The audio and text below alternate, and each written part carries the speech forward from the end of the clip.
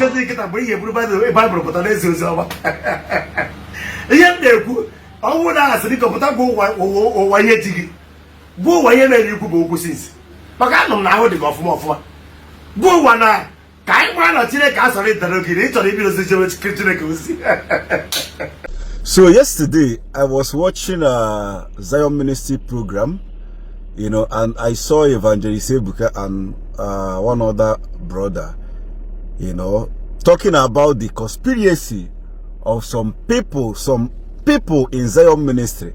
When I say people in Zion Ministry, some inner caucus, those people that are close, very close to the system, you know, it was a sad one for me. But on the other hand, I'm not surprised because right from day one, I know that Zion Ministry have a lot of saboteurs in there. You see, most of these people will always say, Daddy, this one. Most of them are sabo.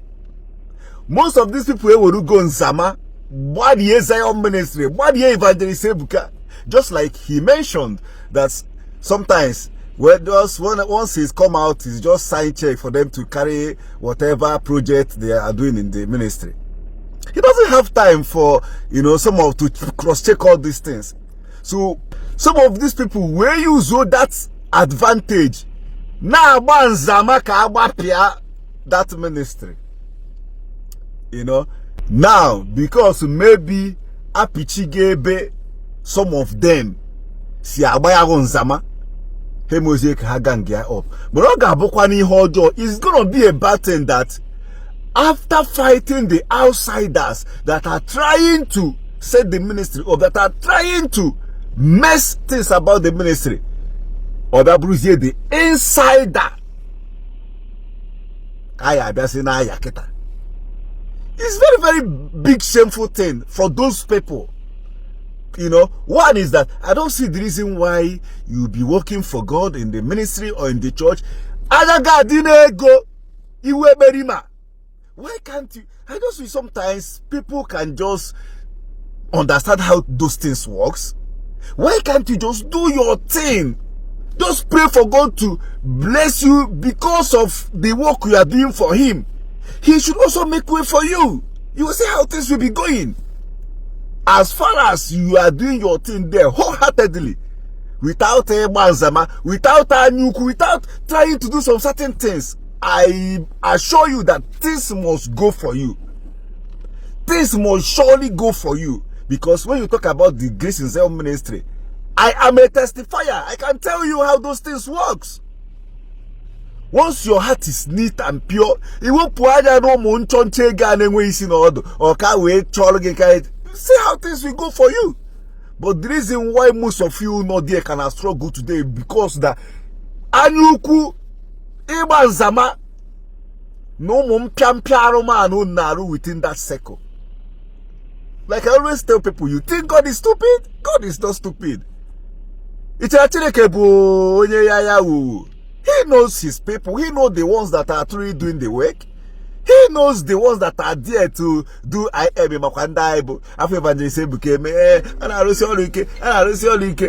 and I Oga feels at all it's gonna be a big shameful thing. I was disappointed. I'm very disappointed watching that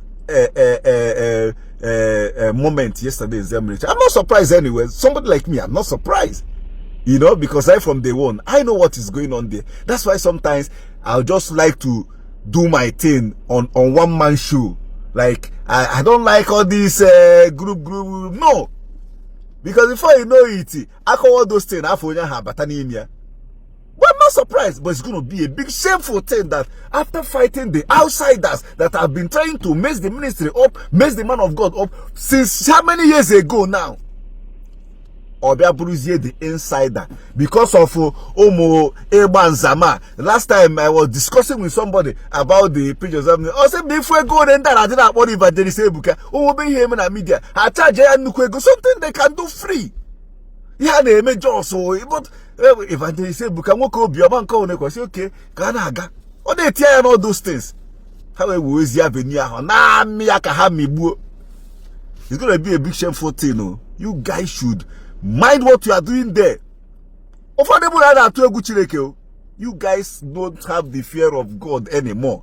You don't even know so Chineke na agbanzama apichi. He set me up. I don't know what to tell you guys, but it's going to be a big shameful thing that after fighting all outsiders are trying to make the ministry up, the insider. It's a big shameful thing. Good morning, good afternoon, and good evening, depending where you are watching me from. I still remain your brother, Ebuka TV. Because Mazzi Dibia, Mazzi Dibia, I get something here and roll up with. Mazzi Dibia, I get something here and roll up with. Everyone says in a day, go, Nasi Chineke. Take us to get happy. This guy, when they brilliant enough, this guy go an estimaria. An estimaria. You be estimaria to our father. Along the line, a poor. If you don't say, Kutoka, Nasi Chineke, no room while I saw in Donia. That one I not Chineke, sorry, the going. But the other saying, can we are going to want to Chineke, sorry, Daggy, because for an answer, ever going to say, take good my by this guy. Because I'm Roberta go cause mother, I read a mother, Jim, I love here. Man, look at that second I radio, and I like him, your Olympic. Yota, the second I said now, not just the judge in here. Eh? But the body now, Christ, a very good person to get. But the one that Christ will be a person to get. Makaya, just think it up with you by the way, Bible, but I say so. Yet, I would ask the Copotago or Wayeti. Go away and you could go since. But I don't know how to go from off. Go one eye. Can't run a Chile castle in the location or even a situation. Because you are the Kumu as we could. Because my go is so cool. Whatever was the dialogue. May not the same video. Yagam, because all of you don't be a man once at a time. Say, I don't see me in the Arab. No, not to this guy. Sit you can bow. I'll bring him to work at this guy.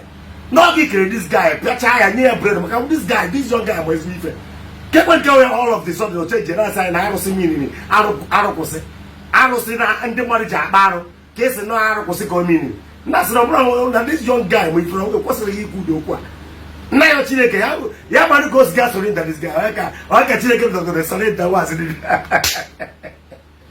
Because all I had the go was because what we have seen about this is a better video.